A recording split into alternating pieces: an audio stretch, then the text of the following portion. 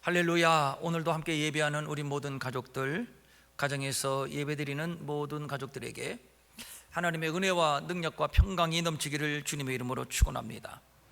다윗이라고 하는 인물은 이스라엘 역사 가운데서 정점에 우뚝 선 가장 두드러진 인물입니다.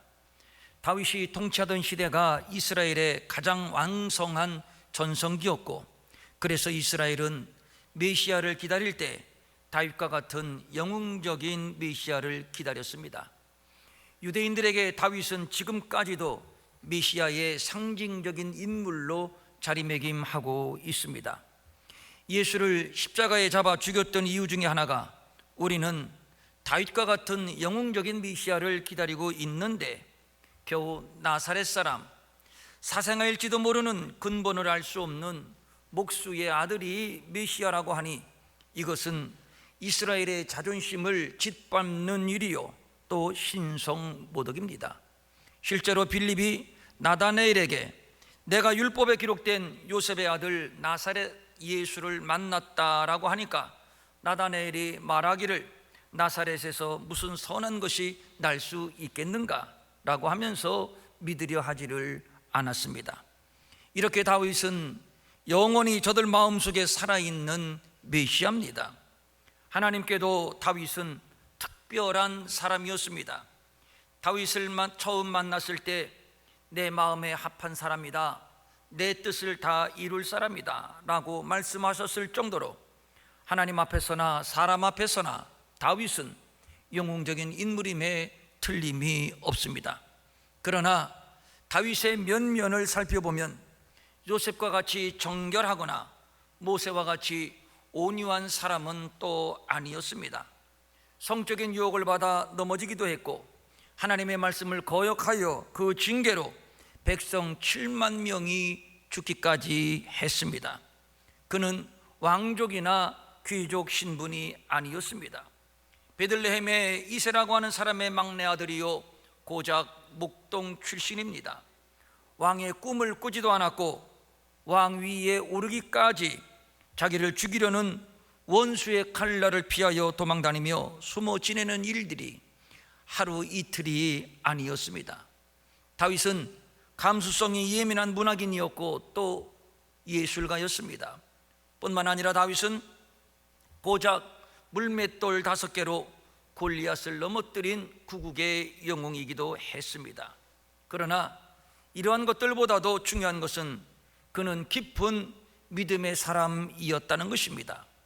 하나님의 말씀을 좋아했습니다. 사모했습니다. 그래서 이렇게 고백을 하기도 했습니다. 사람이 내게 말하기를 여호와의 집에 올라가자 할 때에 내가 기뻐하였도다. 왕좌에 앉아 천하를 호령할 때보다, 전쟁의 영웅으로 퍼레이드를 받을 때보다 여호와의 집에 올라가 여호와의 영광을 배울 때가 더 기뻤다고 고백하고 있습니다. 그는 백향목으로 지은 호화스러운 왕궁에 살았지만 기쁘지 않았습니다. 이유는 여호와의 법궤는 휘장 아래 방치해 있었기 때문입니다.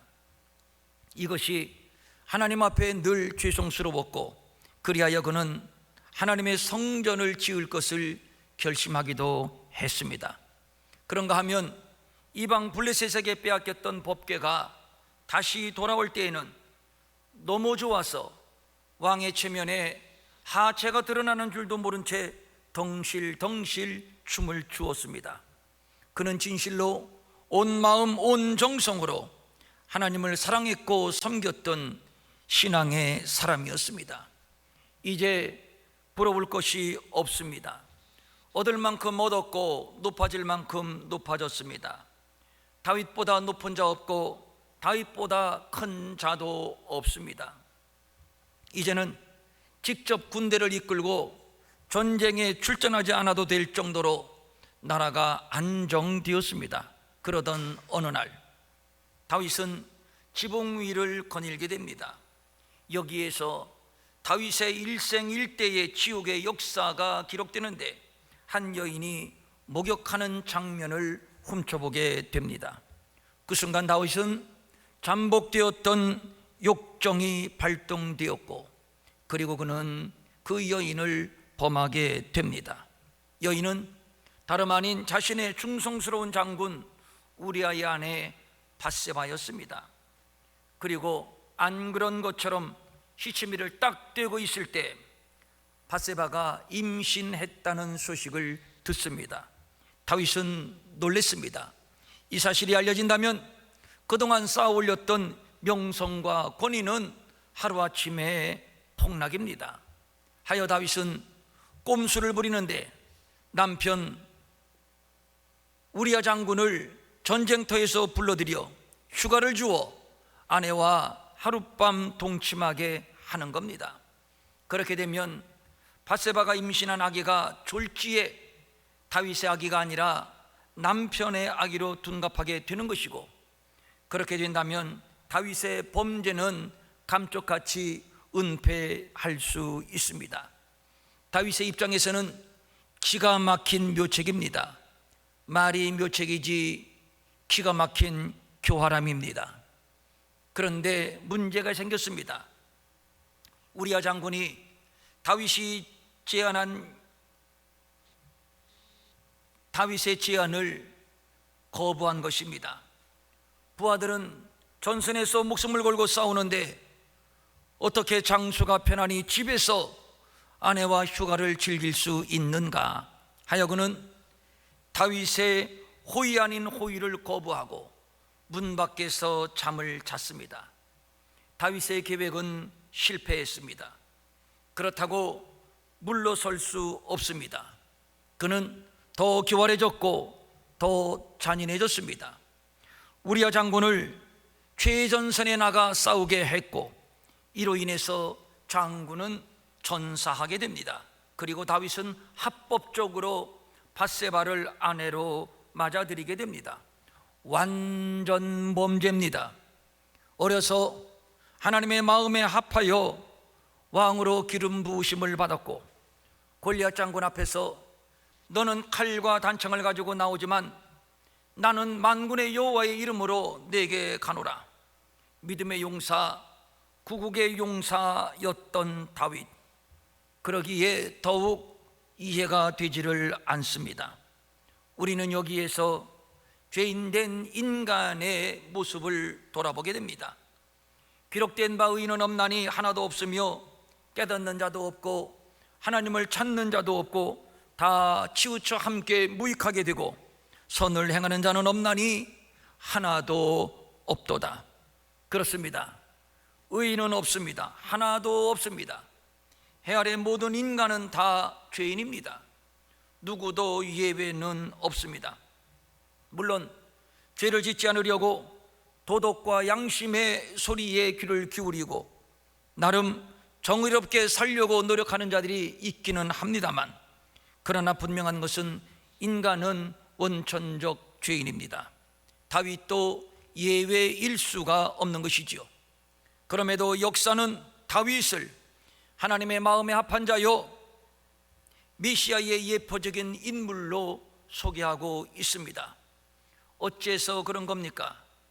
다윗이 우리와 똑같은 사람이고 그래서 범죄하기는 했지만 그럼에도 그의 위대함은 범죄한 이후의 대처 방식에 있습니다. 그는 하나님 앞에 무릎을 꿇었습니다. 내가 죄악 중에 출생하였으며 어머니가 죄 중에서 나를 잉태하였나이다. 지금까지 다윗은 포장하고 살았습니다. 어려서부터 왕으로 기름 부음을 받았고 전쟁에 나가면 연전연승했고 사울이 죽인 자는 천천히요 다윗이 죽인 자는 만만이로다. 가는 곳마다 만나는 사람마다 다윗을 찬양합니다. 다윗을 높입니다. 실패를 모르는 인생 가도를 달려왔습니다.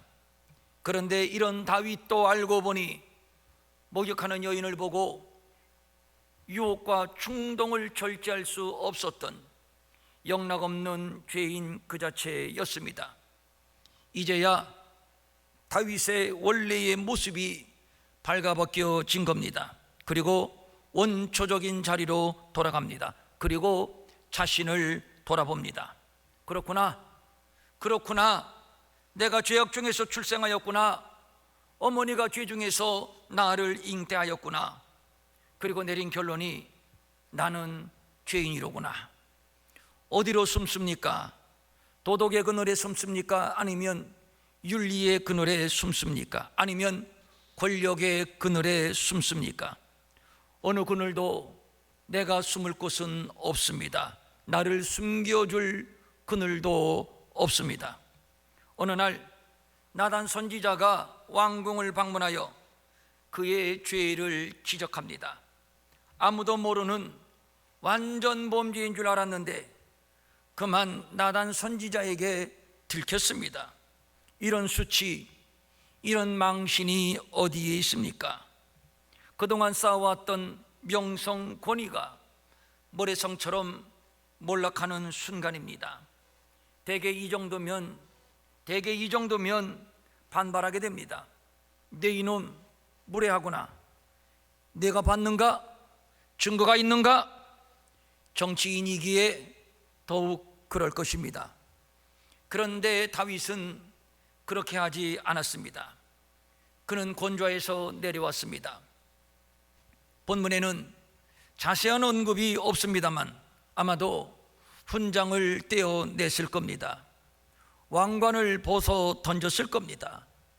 왕복을 찢었을 겁니다. 그러면서 하는 말, 내가 주께 범죄하였나이다. 다윗이 앉은 자리는 보좌여 그의 손에는 칼이 들려 있습니다. 그의 말 한마디면 나는 새도 떨어뜨리는 권세가 있습니다.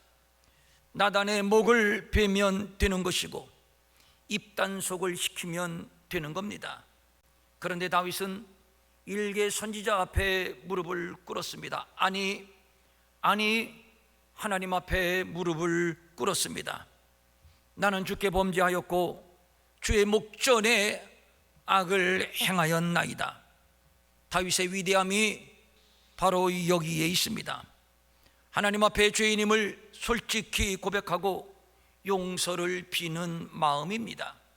진실 앞에 승복하고 죄를 고백할 수 있는 용기야말로 가장 큰 용기요 하나님이 기뻐하시는 것이며, 따라서 다윗의 다윗됨은 개선장군의 모습이나 훈장을 덕지덕지 달고 왕좌에 앉아 천하를 호령하는 모습이 아닙니다. 바로 나는 주께 범죄하였고 주의 목전에 악을 행하였나이다, 이렇게 처절하게 부서져 죄를 자백하는 모습이 바로 다윗다운 모습이요, 그래서 그를 영웅으로 소개하고 있는 겁니다. 범죄하지 않는 사람이 어디에 있습니까? 성경에 위대한 영웅들이 숱하게 소개되고 있습니다만 완벽한 사람은 하나도 없습니다.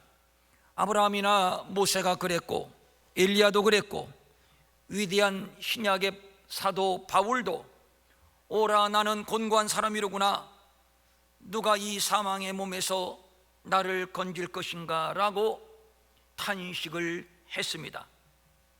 마가복음 7장 21절이야 23절입니다. 사람의 마음에서 나오는 것은 악한 생각, 곧 음란과 도둑질과 살인과 간음과 탐욕과 악독과 속임과 음탕과 질투와 비방과 교만과 우매함이니 이 모든 악한 것이 다 속에서 나와 사람을 더럽게 하느니라. 이런 추악한 죄들이 사람의 마음속에 있습니다.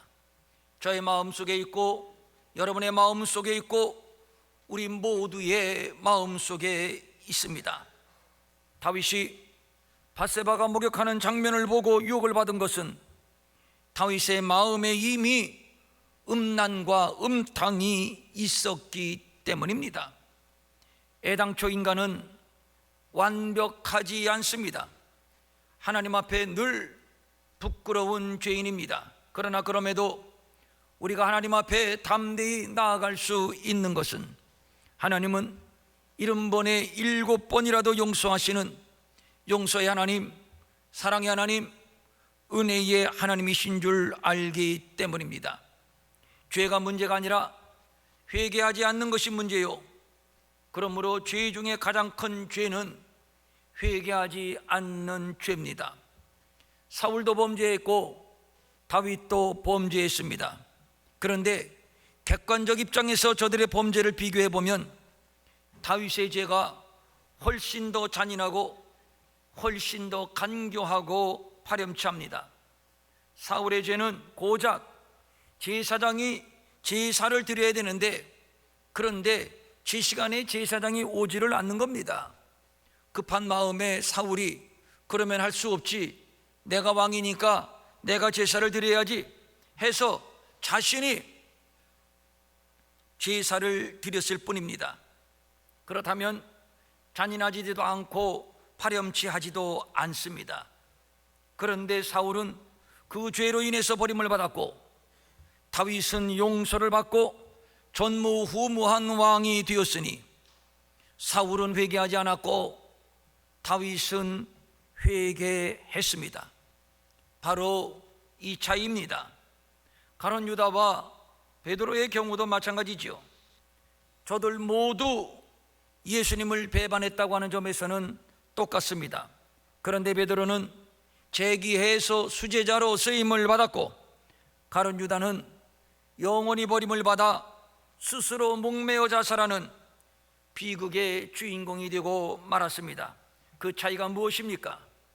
베드로는 철저히 회개했고 가룟 유다도 양심의 가책은 받았지만 회개의 자리에 나오지 않고 자기 스스로 목숨을 끊음으로 속죄하려고 했다는 것입니다. 죄는 목숨을 끊는다고 속죄가 되는 것이 아닙니다. 왕을 위하여, 나라를 위하여 목숨을 걸고 전쟁터에 나가 싸우는 신복을 최전방에 나가 죽게 하고 그의 아내를 빼앗은 다윗, 이 정도의 죄라면 가히 치명적이라 할 수 있습니다. 이 사실이 알려질 때 그의 인기, 그의 명성과 권위는 바닥으로 추락하게 될 것이고 그를 따르던 수많은 백성들은 손가락질하게 될 것이고 침을 뱉고 모두 등을 돌리게 될 것입니다. 무슨 체면으로 왕 위에 앉고 무슨 체면으로 얼굴을 들고 다닐 수 있습니까? 이 상황에서 다윗은 결단을 합니다. 적당히 위기를 모면하고 왕좌를 지키는 것은 의미가 없다. 백성에게는 쫓겨나도 좋다. 하나님께 쫓겨나면 나는 망한다. 그리고 그는 하나님 앞에 나아갑니다. 내가 주께 범죄하여 주의 목전에 악을 행하였나이다. 그리고 계속 기도합니다. 우슬초로 나를 정결하게 하소서. 내가 정하리이다. 나의 죄를 씻으소서. 내가 눈보다 희리이다. 주의 얼굴을 내 죄에서 돌이키시고 내 모든 죄악을 지워 주소서. 물은 이미 엎질러졌습니다. 죄를 졌습니다. 살 길을 찾아야 합니다. 살 길이라는 것이 별겁니까? 하나님께 나아가는 길이요, 하나님 앞에 자복하는 길입니다. 이 길 밖에는 없습니다. 다윗은 이것을 알았습니다. 다윗을 깊은 영성의 사람이라고 하는 것은 하나님을 정확히 인지하고 있었다는 점입니다. 1절입니다. 하나님이여 주의 인자를 쫓아 내게 은혜를 베푸시며 주의 많은 긍휼을 따라 내 죄악을 지워 주소서. 먼저 그는 하나님의 이름을 부르고 있습니다. 하나님이여, 죄를 용서하고 해결하는 분이 하나님이시라는 사실을 그는 분명히 인지하고 있었다는 얘기입니다. 그리고 그는 인자하신 하나님을 고백하고 있습니다.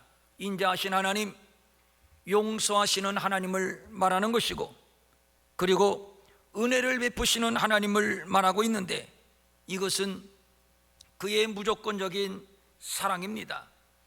주의 많은 긍휼을 따라. 여기서 말하는 긍휼은 어머니가 태중의 아이를 향해서 느끼는 강렬한 사랑을 말하는 겁니다. 그러니까 다윗은 죄를 용서받는 길을, 죄를 용서받는 방법을 분명히 알고 있었다는 얘기입니다. 그는 하나님 앞에 나와 하나님이여, 하나님이여, 하나님의 이름을 애타게 부릅니다. 그 하나님은 인자하신 하나님, 은혜로운 하나님, 긍휼의 하나님이십니다. 그러므로 그는 죄를 지적받았을 때 하나님께 나아가기를 전혀 주저하지 않았던 겁니다. 사랑하는 성도님들, 우리는 늘 하나님 앞에 머리를 들 수 없는 죄인입니다. 죄 때문에 하나님께 나아가는 길이 막혔고, 죄 때문에 하나님과 원수가 되었고, 죄 때문에 사망에 이르게 된 본질상 진노의 자식입니다. 무슨 면목으로 하나님 앞에 나아가며 무슨 면목으로 고개를 들 수 있습니까? 그러나 아닙니다. 그래도 괜찮습니다. 하나님은 처음부터 용서하기로 작정하신 은혜의 하나님, 자비의 하나님, 긍휼의 하나님이십니다. 그 하나님은, 그 사랑은 하늘보다 높고 바다보다 깊습니다.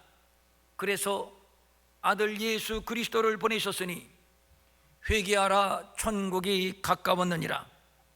예수 그리스도를 통해 회개의 기회가 주어졌고, 예수 그리스도를 통해서 회개의 문이 열렸습니다. 예수 그리스도는 회개의 은혜입니다. 언제나 누구나 어떤 죄든 상관이 없습니다. 이 회개의 문을 통해서, 이 회개의 길을 통해서 우리는 천국으로 나아가게 되는 것이지요. 요한일서 1장 9절입니다. 만일 우리가 우리 죄를 자백하면 그는 미쁘시고 의로우사 우리 죄를 사하시며 우리를 모든 불의에서 깨끗하게 하실 것이요 라고 했고, 그래서 허물의 사함을 받고 자신의 죄가 가려진 자는 복이 있다고 다윗은 노래를 불렀던 겁니다. 오라 우리가 서로 변론하자. 너희의 죄가 주홍 같을지라도 눈과 같이 희어질 것이요 진홍같이 붉을지라도 양털같이 희게 되리라. 어떻게 이것이 가능합니까? 그분의 인자하심, 그분의 은혜로우심, 그분의 긍휼하심 때문입니다. 범죄한 인간의 고질적인 문제는 하나님 앞에 솔직하지 못하다는 것입니다. 하나님, 저는 죄인입니다. 제가 잘못했습니다. 이렇게 솔직히 인정하고 손들고 나오면 주홍같이 붉은 죄, 진홍같이 붉은 죄라 할지라도 흰눈처럼 양털처럼 희게 되는 것입니다. 아담이 선악과를 따먹은 것도 문제지만 하나님 앞에 솔직하지 못한 것이 더 문제였습니다. 다윗은 이스라엘의 영웅입니다. 그래서 유대의 랍비들은 다윗에게 어떤 흠집도 인정하려 들지 않습니다.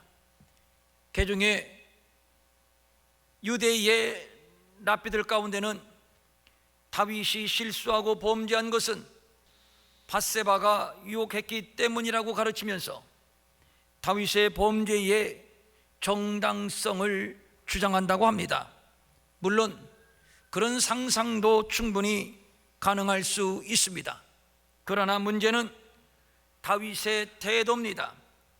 다윗이 하나님 앞에 나와 회개하는 장면을 보면 밧세바의 이름이 전혀 거론되지 않습니다. 밧세바 때문이라고, 밧세바가 유혹했기 때문이라고 핑계대지를 않습니다. 전적으로 내 잘못이라고 고백합니다. 내가 주께 범죄하였나이다. 나는 내 죄과를 압니다.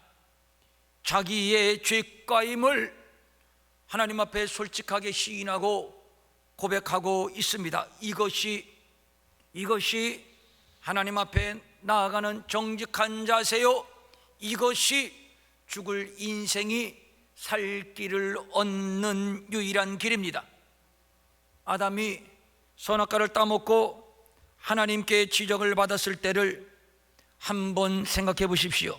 하나님, 저는 안 먹으려고 했거든요.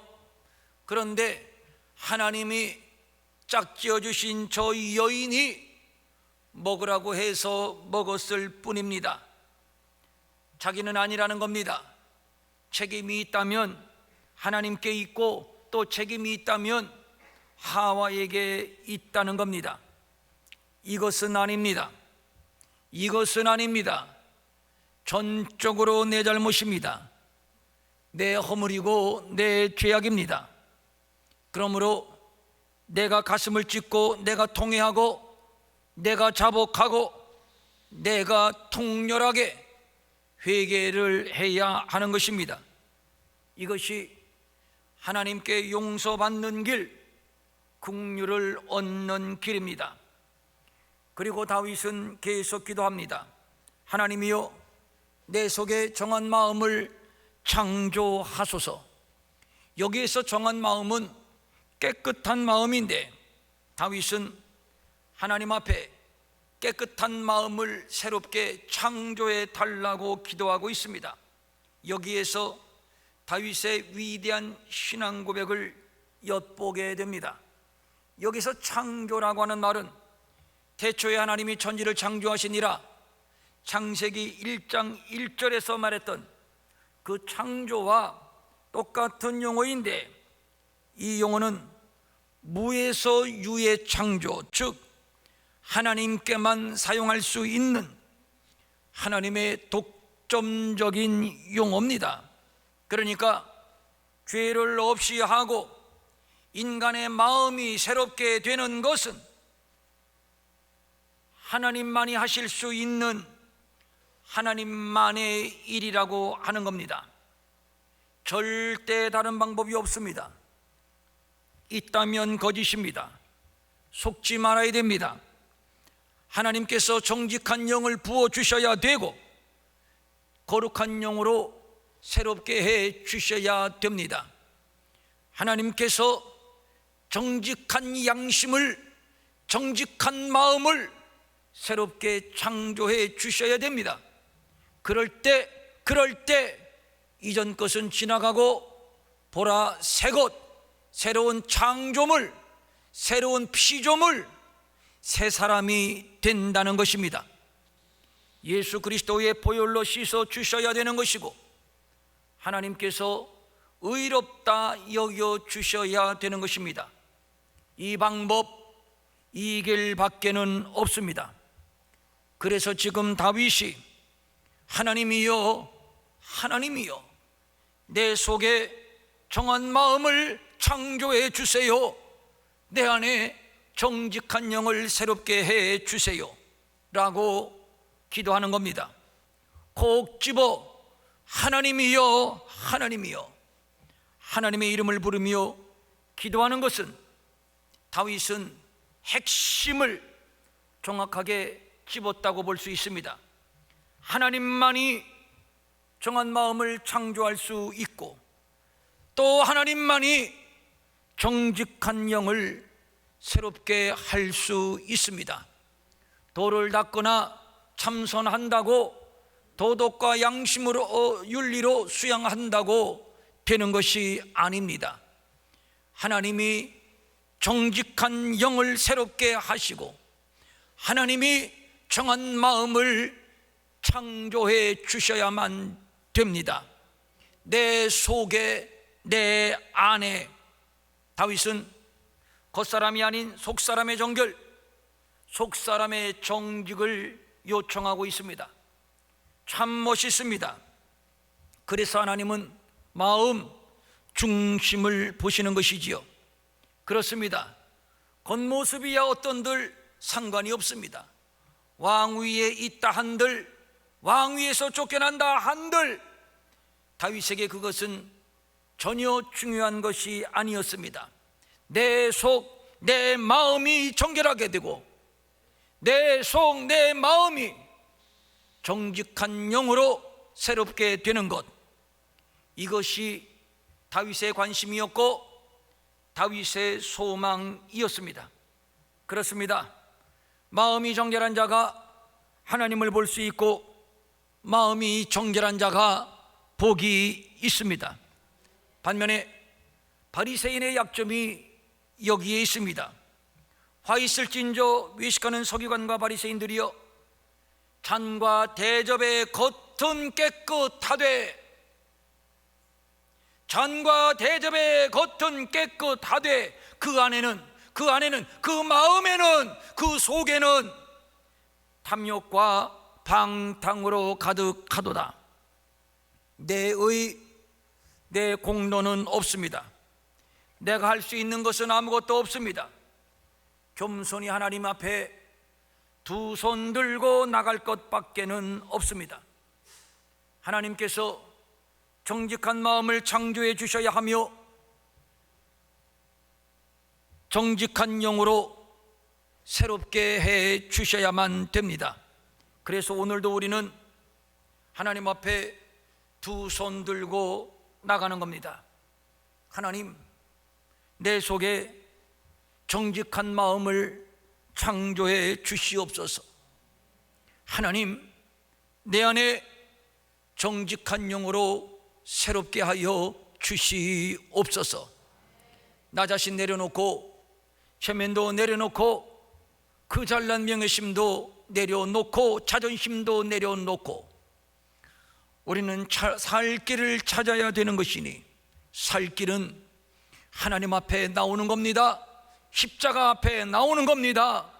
그리고 그 흘리신 보혈로 우리의 죄를 씻는 겁니다. 그리하면 저는 미쁘시고 의로우사 우리의 죄를 사하시고 뿐만 아니라 깨끗게 하신다 약속했으니, 이것이 거룩입니다.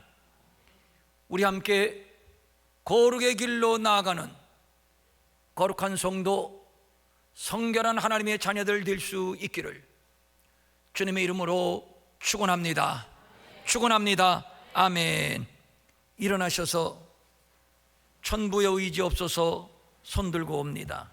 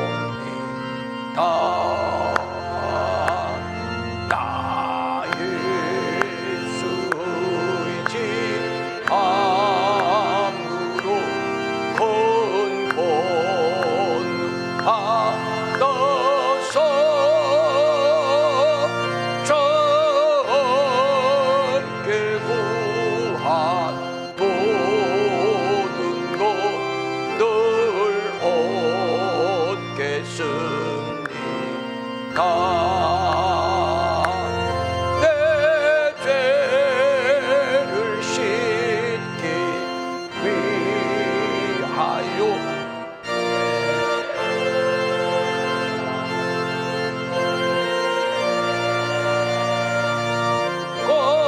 고백게 하는 마음으로 주 앞에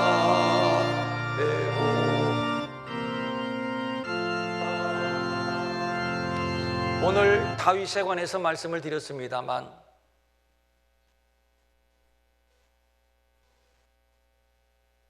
왜 그런 죄를 저질렀을까? 실망했네.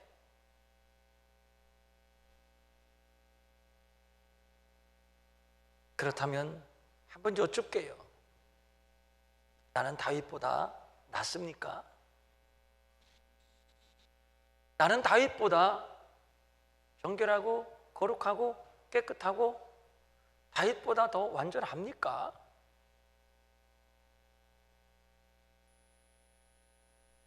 아니지요.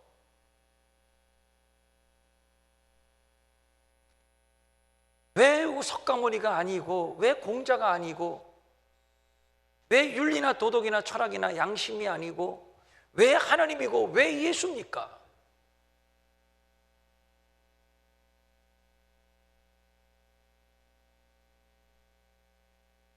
돌을 닦는 입장에서는 불교가 매력적입니다. 도덕적인 측면에서 볼 때는 공자는 완벽합니다. 그런데 왜 저들이 아닙니까? 석가모니여 정한 마음을 창조하여 주옵소서, 공자여 정직한 영을 새롭게 하옵소서. 왜 이것이 아닙니까? 죄 용서와 구원은 하나님께 있습니다. 그가 보내신 아들 예수 그리스도, 그가 십자가에서 흘리신 보혈만이 우리의 죄를 씻고 우리를 깨끗하다 하시고 우리를 거룩하게 하시고 우리를 자녀 삼아 주시니, 그래서 오늘도 우리가 주 앞에 손들고 나온 것이지요. 정말 그렇게 믿습니까? 여러분 잘 오셨어요. 정말 여러분 잘 오셨어요. 여러분 참 귀하고 여러분 참 하나하나가 복돼요. 가정에 계신 분들도 마찬가지고요. 주의 이름을 부르는 자가 복된 자들이에요. 참 복돼요. 하나님이 이 시간 여러분을 사랑하시고 여러분을 품어주시고 안아주시고, 괜찮아, 내가 이미 용서했어, 내가 이미 씻었어, 너는 내 아들이야.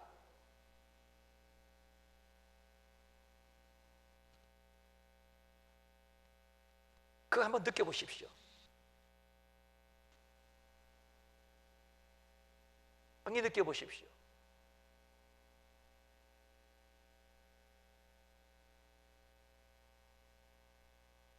붙어 계신 주께서 영죽을 영혼을 보혈로 구해 주시니 그 사랑 한없네. 내 죄를 씻기 위하여 주 앞에 왔으니 되게 하는 마음으로 주 앞에 옵니다.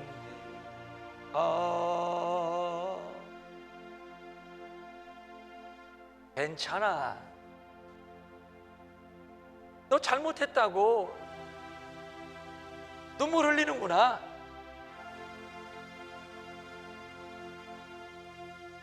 주님이 이 시간에 우리의 눈물 닦아주시고, 너 잘못했다고 풀주고 있구나. 괜찮아, 주님이 손잡아 일으켜 주시고 또 내가 너를 떠나고 너를 버릴까 봐 겁먹고 있구나. 괜찮아. 내가 보낸 성령이 지금부터 영원까지 네 안에 있어 너와 함께 할 것이야. 여러분 그렇게 믿으면 다 같이 아멘. 아멘. 성령님, 성령님,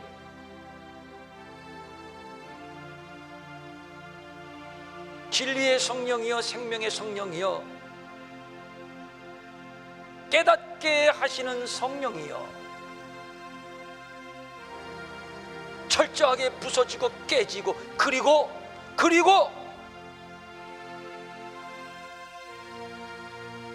우리에게 정한 마음을 창조해 주시옵소서. 정직한 영을 새롭게 하여 주시옵소서. 당신은 합니다. 당신만이 하십니다. 이전 것은 완전히 지나갔으니 새 것이 되었고 새 사람이 되었고, 너는 내 아들이라 오늘날 내가 너를 낳았도다. 너는 내 아들이라 나의 사랑하는 내 아들이라. 그렇게 믿습니까? 아멘. 걱정하지 마십시오.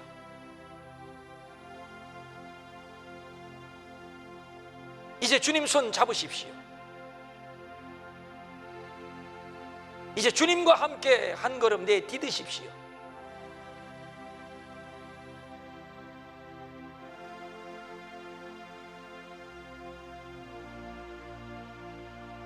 날마다 예수의 보혈이 우리를 씻을 것이고 우리를 정결하게 하실 것이고 날마다 새롭게 정한 마음을 창조해 주실 줄로 믿습니다.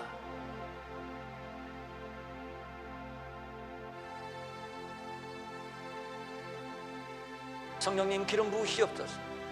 거룩함으로 기름을 부으시옵소서. 정결함으로 기름을 부으시옵소서.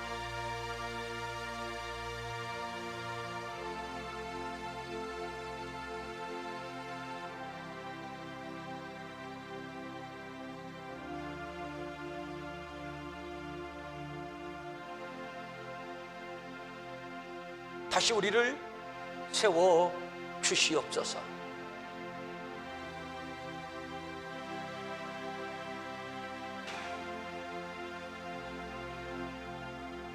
하나님 아버지, 오늘 주신 말씀 붙들고 세상으로 나갑니다. 저 세상은 어두움의 세상이요, 죄가 관용하며 사탄이 임금 노릇하는 세상입니다. 저들과 싸우러 나갑니다. 승리하러 나갑니다. 이 시간 성령의 강력한 능력, 십자가의 능력, 보혈의 능력으로 우리를 덮어 주시옵소서. 전신갑주 입혀 주시옵소서.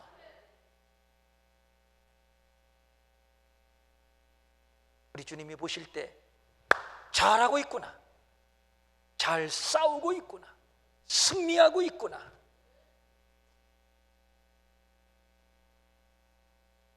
하나님께 영광이 되는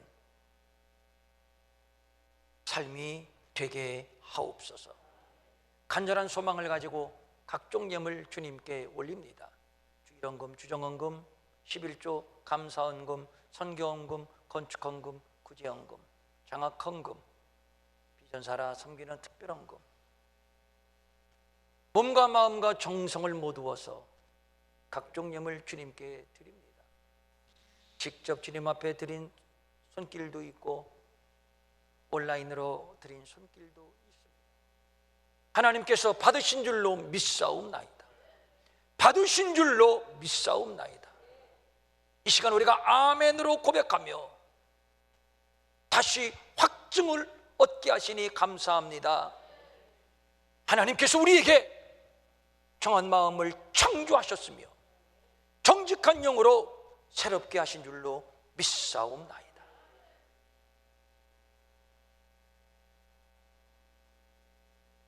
날마다 영혼의 풍성함, 영혼의 만족함을 누리게 하시고, 뿐만 아니라 우리가 세상 살아가는 동안에 건강, 물질, 자녀의 문제, 가족관계의 문제, 인간관계의 문제, 직장의 문제, 여러 가지 문제가 얽혀서 살고 있습니다.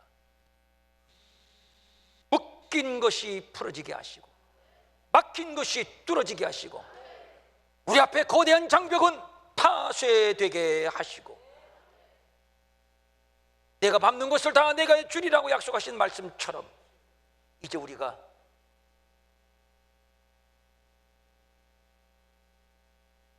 여호수아 군대처럼 정복해 나가게 하옵소서. 특별히 여러분 아픈데 손대십시오. 가정에 계신 분들도 손대십시오. 이 시간에 성령님 치유의 기름을 우리에게 부으시고 발라주옵소서. 우리가 손을 냈지만 이 손은 내 손이 아닙니다. 주님의 손입니다. 주님이 손 대신 줄로 믿습니다. 주님이 손 대신 줄로 믿습니다. 주님이 손 대신 줄로 믿습니다. 깨끗함을 받을지어다. 깨끗함을 받을지어다.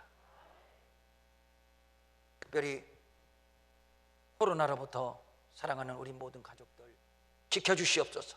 지켜주시옵소서. 우리 아들 딸들 지켜 보호해 주시옵소서. 한국 교회를 지켜주시고 보호해 주시고 새로운 부흥의 시대를 열어 주시옵소서.